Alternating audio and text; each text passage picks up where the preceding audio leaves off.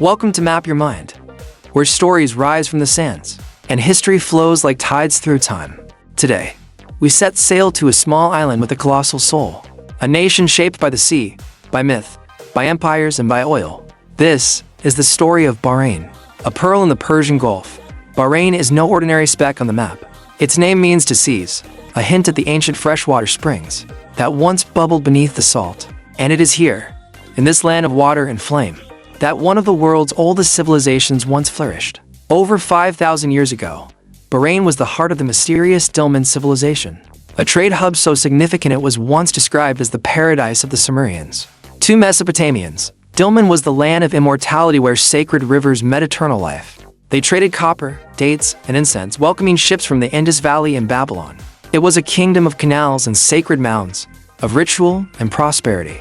Then came the empires Assyrians, Babylonians, and Achaemenids, all seeking a piece of the island's magic. Alexander the Great sent his fleets here. Later, the Parthians and the Sassanids laid claim to its shores. And with each wave, Bahrain adapted, never erased, always evolving.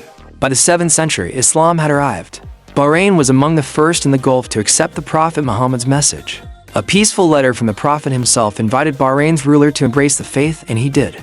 From that moment forward, Islam flowed through the island's veins like the pearl divers' songs that echoed at sea. For centuries, Bahrain was a maritime crossroads. Its people mastered the winds and tides, diving deep for pearls long before oil would ever surface. By the 1800s, it became a protectorate of the British Empire, caught in a tug-of-war between Persia, Oman, and European ambitions. The ruling Al Khalifa family established its reign in 1783, a dynasty that continues to this day. Then came Black Gold. In 1932, Bahrain struck oil, becoming the first Gulf state to do so. It changed everything. Pearling declined, cities expanded, and global attention landed on the small island like never before. But Bahrain, unlike many others, didn't let oil define it alone. It focused on finance, education, and building a future beyond fossil fuels. In 1971, Bahrain declared full independence from the British. It joined the United Nations and the Arab League, charting a path as a sovereign nation. And with independence came challenges balancing tradition and modernity, religion and reform, unity and diversity. Bahrain has seen waves of protest and reform. The early 2000s brought constitutional changes and the rise of a parliament, but the 2011 Arab Spring sparked unrest, revealing deep political and sectarian divides. Calls for reform, equality, and justice echoed through the streets, and the island has been navigating those waves ever since.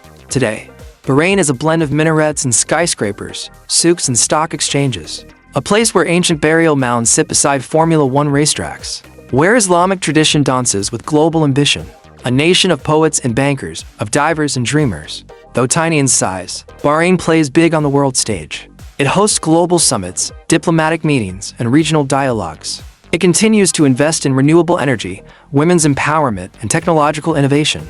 And through all its complexity, this island still pulses with the ancient rhythms of Dilmun.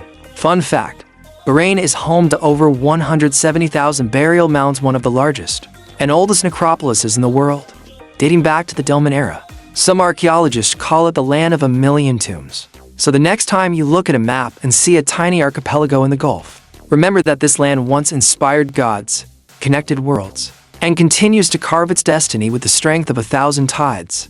This is Bahrain. Not just a nation, but a legacy. Where will your mind travel next?